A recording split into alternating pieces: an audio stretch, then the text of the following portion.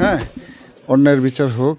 এই মেয়েটাকে আমার মেয়েটাকে প্রতারিত করছে এরা, এই আলবি এবং আলবির মা। ঠিক আছে, যখন উনি আমার মেয়ের যখন আলবি তাদের সম্পর্ক হয়েছিল, পরে আলবির মার কাছে আমি গিয়ে বললাম যে আপা আপা আমার মেয়েটাকে ভিক্ষা দেন, আমি আমি ভিক্ষা দেন আমাকে। আলবির মা রিফিউজ করছে এবং তার ছেলে এবং মা খুব যৌথভাবে এরা এই সম্পর্কটা মানে করছে, সে তারা ওই ওই ডেভেলপ করছে এবং তার মা সবই জানতো সম্পর্কটা, আমি কিন্তু মানে নিইনি। তারপরে বিয়ে হয়েছে, বিয়ে হওয়ার পরে আমার মেয়ে জাহাঙ্গীরনগরে পড়তে হলো। ও কোন প্রাইভেট এতে পড়তেছে, ইউনিভার্সিটিতে, আমি জানি না। তারপরে বিয়ে হয়েছে, বিয়ে হলে তো মানতেই হয়, একটা আমার মেয়ে তো একটা মানার পরে তারপরে দীর্ঘদিন চলতেছে। তার ভিতরে যে এত ভিতরে সমস্যা আমার মেয়ে কোনদিন বলে নাই। ওই যে বলে নাই আমি তার না করছিল এই বিয়েটা তুমি করো না, হয়তো ভিতরে আব্বুকে জানাবো না। কিন্তু আমার মেয়ে কিন্তু খুব ভালো মনের মানুষ ছিল। তারপরে এরা প্রতারিত করে আর মা অত্যাচার করতো, এ অত্যাচার করতো। এ নাকি কোন মেয়েদের সাথে ওই যে লাস্টে বলে কি একটা ছবি আসছে, আমি দেখছি যে তৃপ্তি না কি জানার সাথে হাতে ছবি আসছে, এটা নিয়েই তাদের সাথে বিতর্ক। এবং আলবি যে ওই তো ওইখান থেকে যে একটা ওই কী জানি একটা ছবি দিচ্ছে, পরে ও রিপ্লাই করছে, এটা নাকি আলবি নেগেটিভভাবে অনেক লেখালেখি করছে। ওই যে আমার সবাই এদের কাছে আছে। এখন এটা বিচার চাই, আপনি সুষ্ঠু তদন্ত হোক। আপনারা মিডিয়ার মানুষ, আপনারা আলবির, আমার একটাই দাবি, আপনারা আপনারা আমার সাথে আলবির বিচারের জন্য একটা ব্যবস্থা হয়। হ্যাঁ, আমি থানায় মামলা করছি, পল্লবী থানায়। বাদী আমি, হ্যাঁ বিবাদী আলবির মা।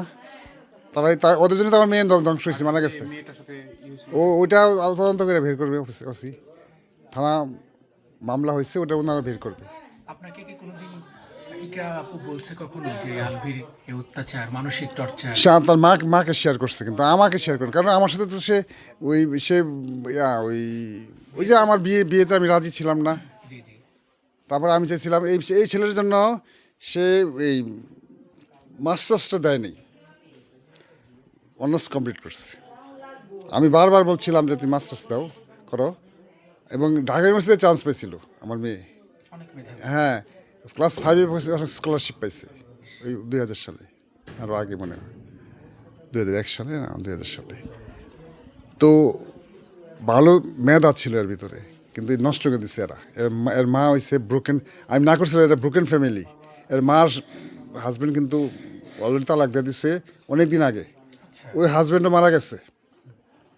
ওই মার ওই ওই আমি বলছি ব্রোকেন ফ্যামিলিতে তুমি যাও না, আমার ব্রোকেন ফ্যামিলি।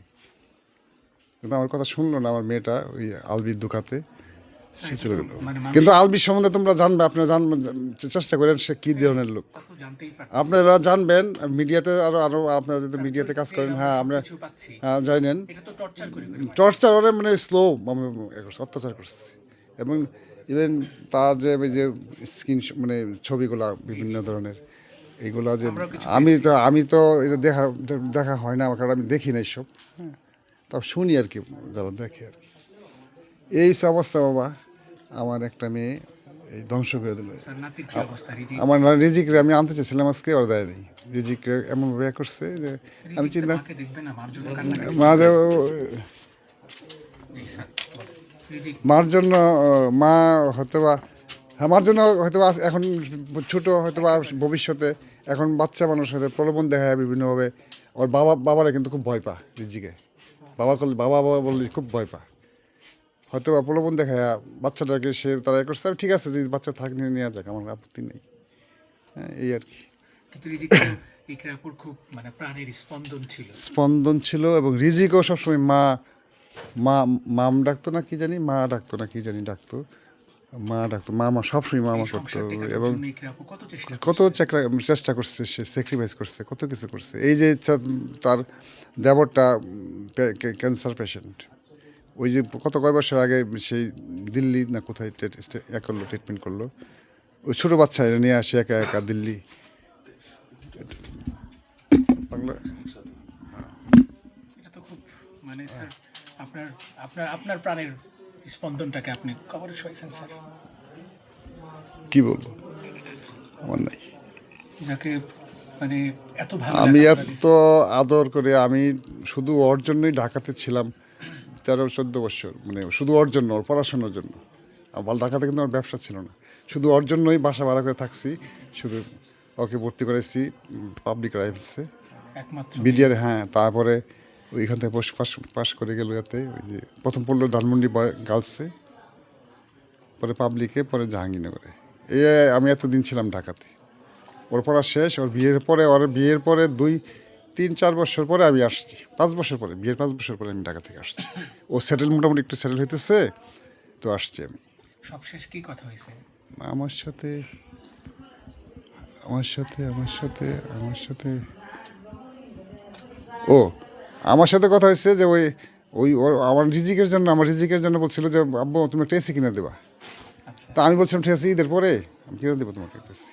এটা তার মারে বলছে যা রিজিক, আমি এসি তো দেবার একটা ছিল তো গরমে, আমি বলছিলাম রিজিকের জন্য একটা এসি দরকার। পরে আমি বলছিলাম যে কিনে দেবো আমি। ওদিন আমার বলছিল যে আব্বু তুমি বলছিলাম আমি ঠিক আছে কিনে দেবো। ঈদ বলছে, তার মা বলছে ঈদের পরে কিনে দেবে। এরপরে আর আমার সাথে আর ভাই কোনো আলাপ হয় নাই বাবা। আমার সাথে তো সে একটু মানে সে আলাপ হয়নি বলতে, সে মানে অনেক কিছু শেয়ার করছে না, ওই যে হয়তো বা যে আমি বিয়েতে না পরে তো মানছি। জি তারপরে তো সে আসছে গেছে, এখানে বেরোতে আসছে। স্যার, বাসায় যায় কি দেখলেন যেখানে আপনার মেয়ে শেষ হয়ে গেল? না, আমি বাসা যাইনি তো, জান নাই? বাসা যাইনি আমি। বাসাতে তো আমি তো গেছি হসপিটালে, আমি তো এখানে ছিলাম। আচ্ছা, কিভাবে খবর পেলেন? খবর ওই যে আমার শ্যালক ছিল যেখানে, বড় শ্যালক, যে ঢাকা ব্যাংকের ম্যানেজার, ও এখানে ছিল। ওকে ফোন দিচ্ছে ওরা, আচ্ছা, ও আমাকে জানাইছে। এর মধ্যে বিচার চাই, এটা কই আপনাদের? জি, আপনি তো দৃষ্টান্তমূলক বিচার চান। আমি বিচার চাই, হ্যাঁ অবশ্যই অবশ্যই অবশ্যই বিচার চাই। জাহের আলভী এবং জাহের আলভীর মা মার এবং মা যে একজন একদম ভাই ব্রন ক্রিমিনাল আমি বলবো। তার একটা হাজব্যান্ড, সে অলরেডি 2টা সন্তানের পরে ওই হাজব্যান্ডে ধরে দিচ্ছে। ওই হাজব্যান্ডটা মারা গেছে লাস্টে, ওই নরসিংদী, মানে আপনি তথ্য নিয়েন। জি জি, সে আরেকটা বিয়ে করছিল নারায়ণগঞ্জে, কোথায় জানি। আচ্ছা, সে ফ্রড, তার মনে অনেক ওই যে ব্যাংকের লোন কইরা মানুষ, ওই যে সে ব্যবসা করে আর কি কইরা রে, ওই যে কাপড় চোপড়। সে ওই যে সুদ ঠিক বলতে না, ওই যে ইন্স্যুরেন্স ওই মানুষের ইন্স্যুরেন্স করে দেয়। তার এইটি মানে তো fraud। ইন্স্যুরেন্স ব্যবসা আমি জানি না, ইন্স্যুরেন্স ব্যবসা কেমন। আমার টাকা আটকে গেছে স্যার, fraud। আমি জানি না, আপনারা ফ্রড আমি বলবো না, কিন্তু সে এইগুলো করে। জি স্যার। তা আমার মনে হয় সে ঠিক আছে, আমি আপনাদের মাধ্যমে বিচার চাই। Thank you sir, thank you sir. জি স্যার।